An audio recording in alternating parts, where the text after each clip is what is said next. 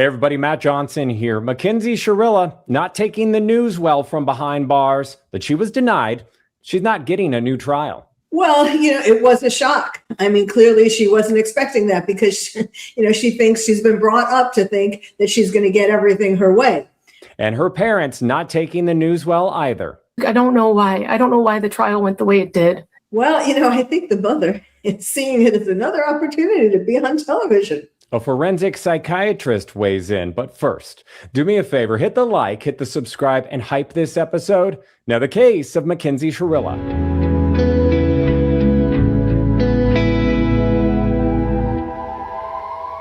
Here to help break it all down, very special guest, we have Dr. Carole Lieberman, forensic psychiatrist, expert witness, keynote speaker, author, and friend of the program. I have been dying to get your reaction to this, the news that the appeal has been rejected. Mackenzie Shirilla is not getting a new trial. How do you think she's handling that behind bars? Yes, this is the question. It really brings up the whole issue of how suicidal she ever was. Because we know when she was 15, her father called 911 and they came to the house. He said, there was someone who was suicidal.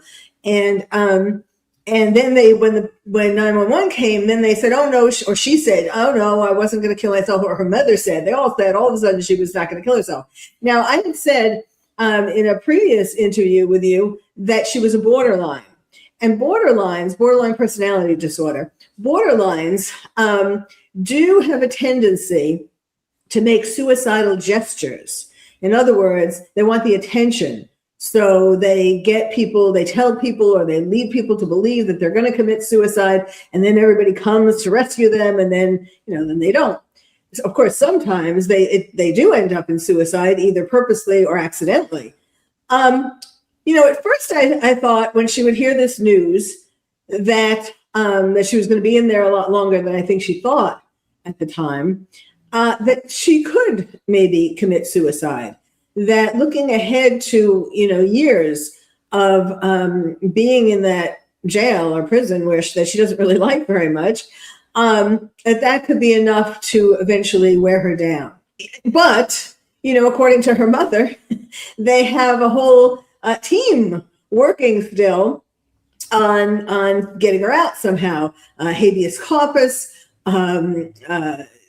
maybe even, she would love to go to the Supreme Court. I don't know if the Supreme Court would take her case. I kind of doubt it, but if the Ohio Supreme Court didn't take it, but as long as there is this shred of hope, and as long as her mother keeps feeding her these, her mother thinks she's going to get out tomorrow, and as long as she keeps feeding this to her, then I think she'll hang in there. Well, here is what she said on a jail call about being behind bars. Start the conversation now.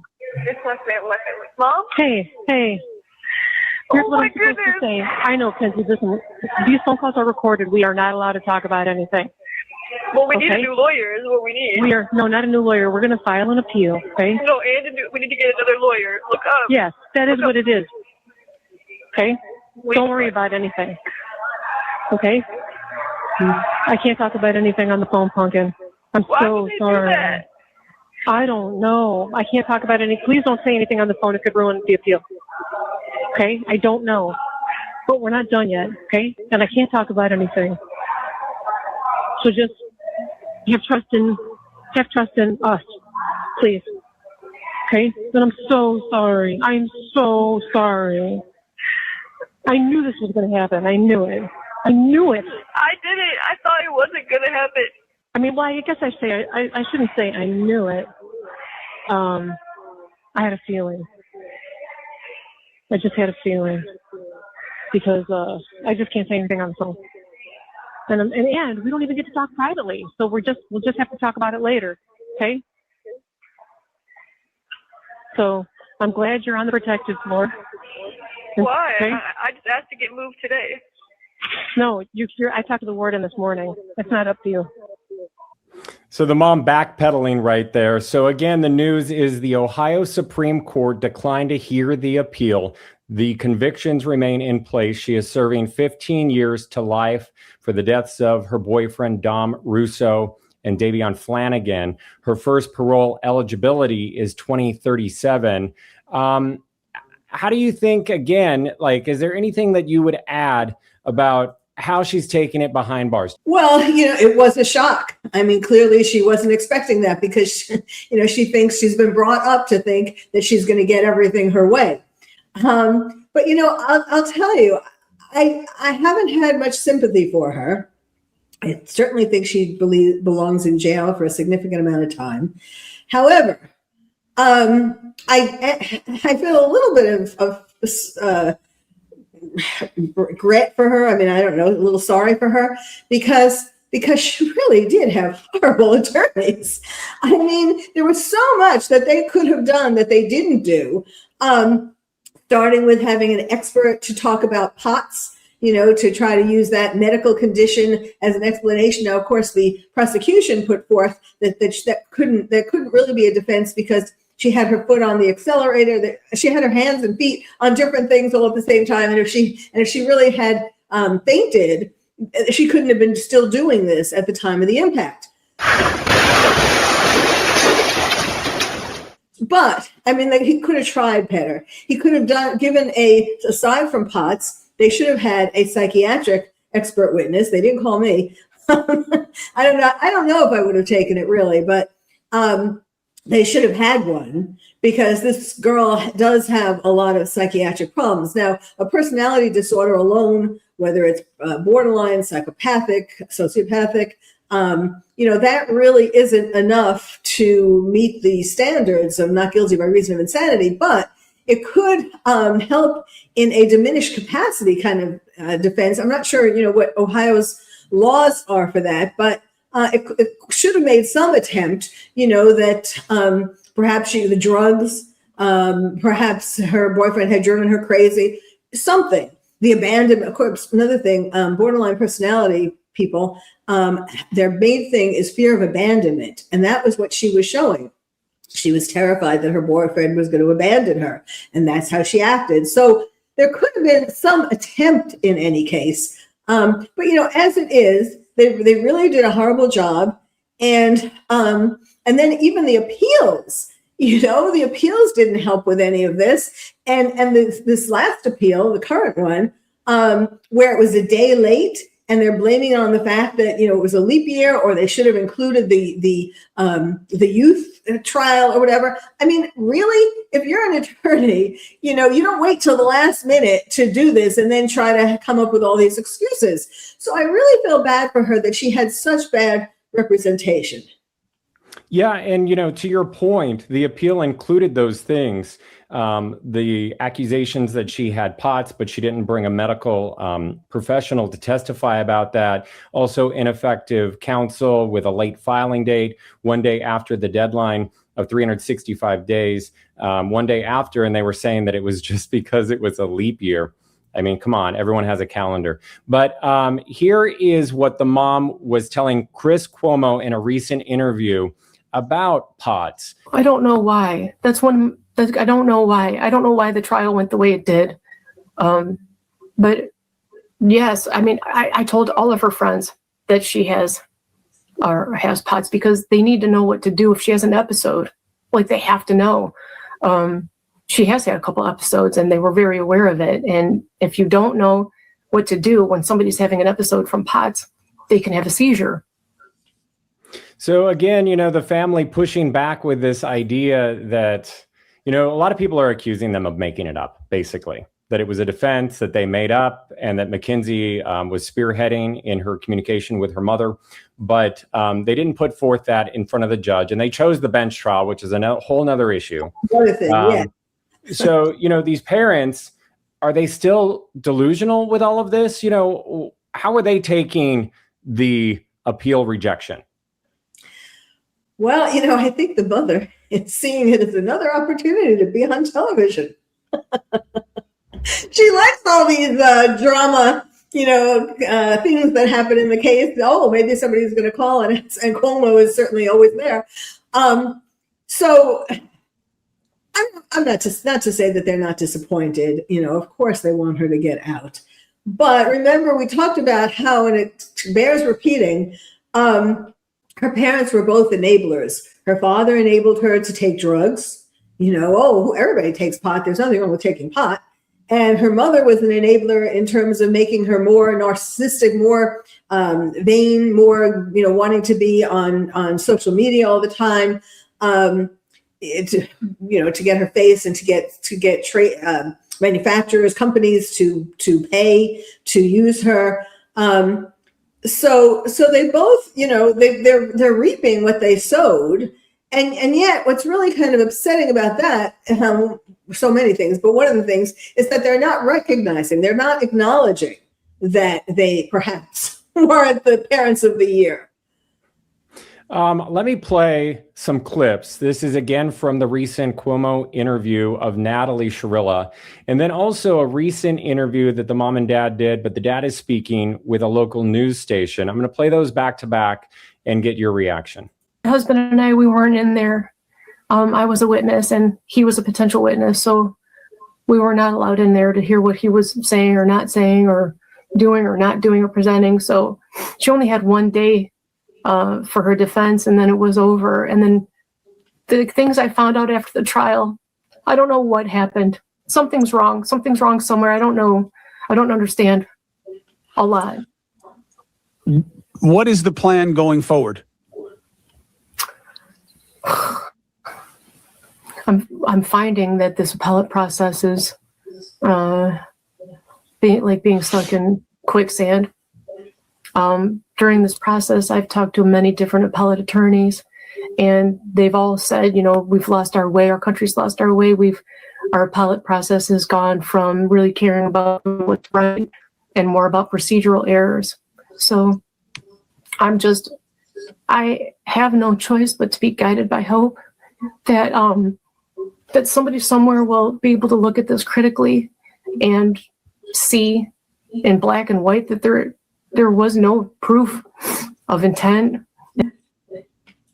How can I feel bad that these two boys died and feel grief with these families and then be absolutely overjoyed that my kid is alive? Insisting that the justice system got it wrong. Show me one piece of evidence, one, that says she did this on purpose. Show it to me. Here it is. That's it. Then she's right where she belongs and she's guilty of it. But there isn't any. Mm-hmm. So the parents really don't believe that there is any evidence showing that she intentionally caused these murders. And, they're conveying that to their daughter, I would imagine. Mm-hmm. And that's kind of their MO throughout her life, to protect her, to tell everybody she's right, she's the little darling. Don't worry, everybody else is wrong. There was evidence, there was evidence that she took a practice trip, went to that same place that she was practicing to see exactly where she had to be in the road to make it so that they got killed and she was less injured. Let's put it that way. And also the texts and the situation where not long before she had threatened her boyfriend that she was going to, have an accident and kill him. And he called his mother and she sent somebody there. I mean, there are enough things. The fact that she was going 100 miles per hour. I mean, enough. There really is enough to show intent. And so, again, they're in denial. And, she might be in denial because of that. And I'm going to ask you the question, would she testify if given the chance for a new trial, which is kind of out of the question at this point.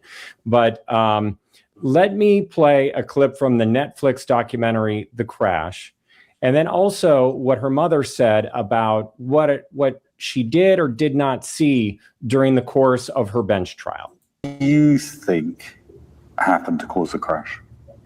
Through all the evidence that has been presented, the most logical speculation seems to be a medical emergency. She's never seen the evidence. She's never seen the discovery. She's never seen anything. So she's almost trapped in a nightmare that she has. All she knows is that the boyfriend that she loved with her whole heart is gone, and Davion is gone, and she was the driver in a car accident and has no memory of it. So it's literally, I'm going to cry again. You should see her artwork. It's so sad. And one of these days I'll share it, but I'm not going to share it now.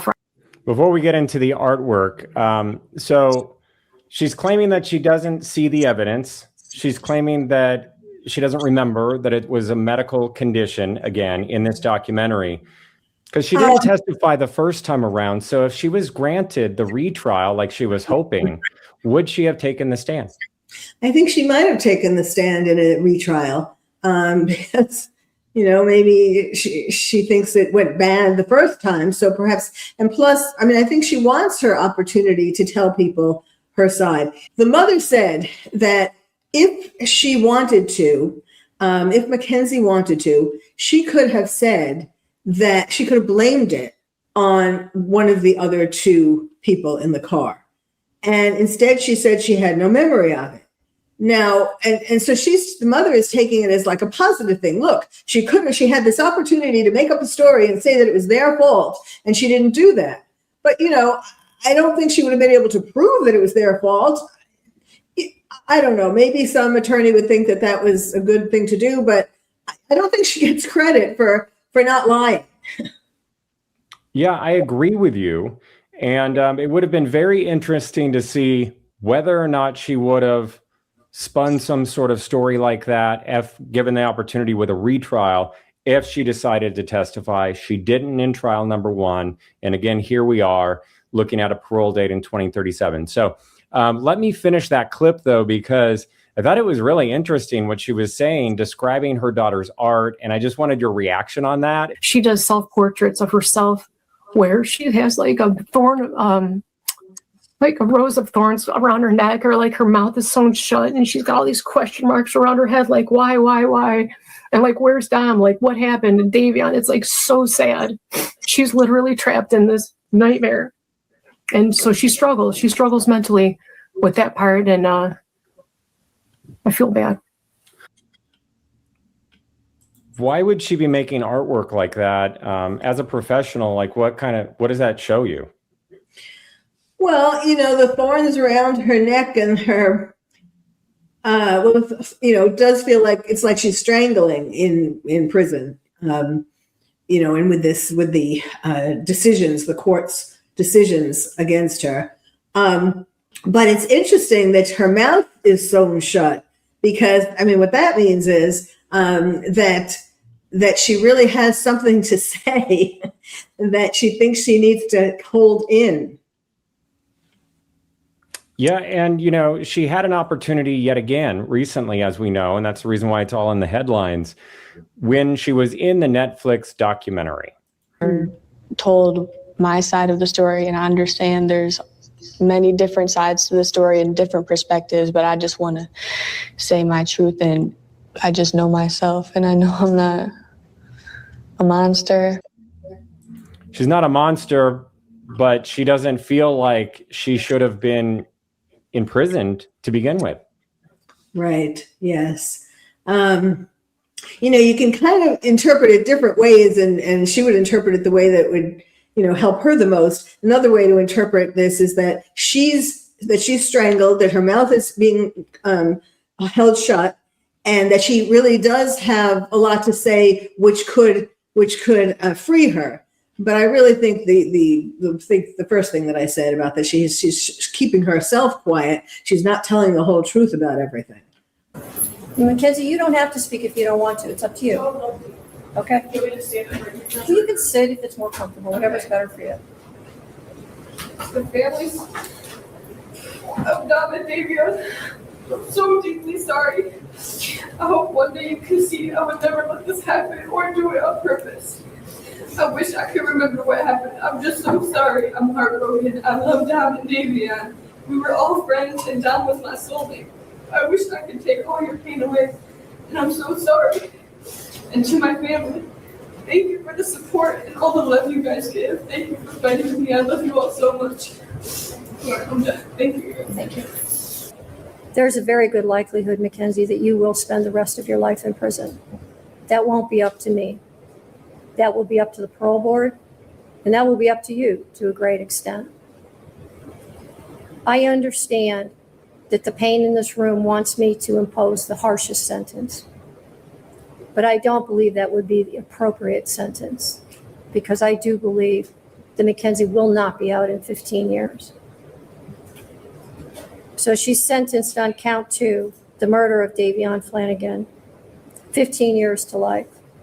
She's sentenced on count 1, the murder of Dominic Russo, 15 years to life, to be served concurrent to each other with credit for time served.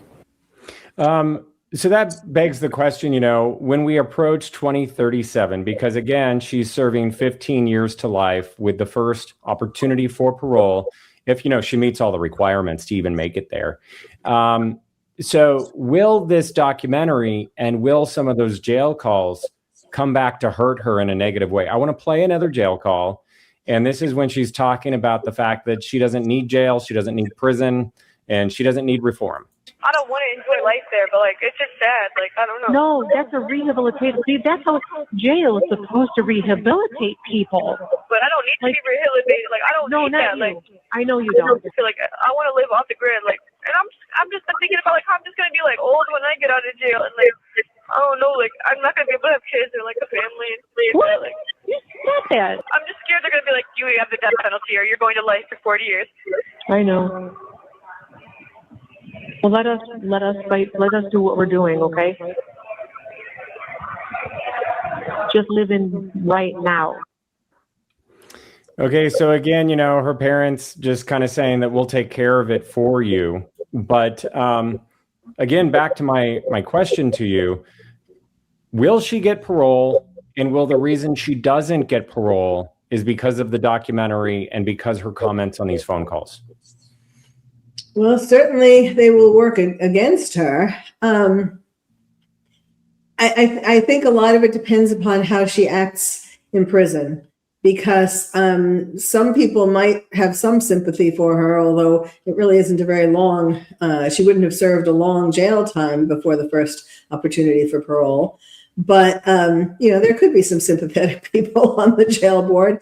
But she needs to change how she is. I know she got a job in prison, and that was good. That's a good start. And then also the mother was asked about all these different tickets that she got, for bad behavior and for having other people's things. And the mother made excuses for that. I was probably a week or 2 shy of my out date when me and Mackenzie really started talking. I didn't walk up to her because the way she upheld herself and stuff is kind of like a mean girl aura, like full Regina George radiating off her. Told me she woke up at 5 a.m. every morning just to do her makeup, her hair, and look good. But if she's going to continue with that, it was interesting also, the mother refuses to talk about the things that have come out about her sexual behavior in prison, and how you get tickets, for being inappropriate sexually. She's going to have to change her ways a lot in a lot of different ways to not stop getting tickets and to convince she says she doesn't need rehabilitation. So, I don't know that that's going to look very good when they're considering parole, so I guess she wasn't rehabilitated then. What are you watching for in this case? Her parents are very interesting to watch, but it's just sad because they're all just so out of it. They're all so out of touch with reality. It's interesting, but it's just really sad. And I really was offended by the father saying that, how could he feel sad for the families of the 2 boys that she killed? How can you not feel sad for them? Yeah, they are the victims in all of this, and we have to remember that. Dom Russo, Davion Flanagan. Dr. Carole Lieberman, thank you so much for your time. How can we get a hold of you? Well, one place would be one of my websites, expertwitnessforensic.psychiatrist.com. And I have all of the information in my show notes below. Thank you so much. I hope to see you back here soon. Thank you. For more analysis on this case, please check out the video section of this YouTube channel. There, I have a playlist that includes my conversation with a crash reconstructionist, a body language expert, also a former prison inmate of Mackenzie Shirilla, and Dom Russo's sister, who is fighting to change the law there in Ohio to keep offenders from profiting from their crimes. Also, be sure to hit the like and subscribe because I'm going to keep you posted on this case and others that we're following. Until then, take care of yourself. I'll see you next time.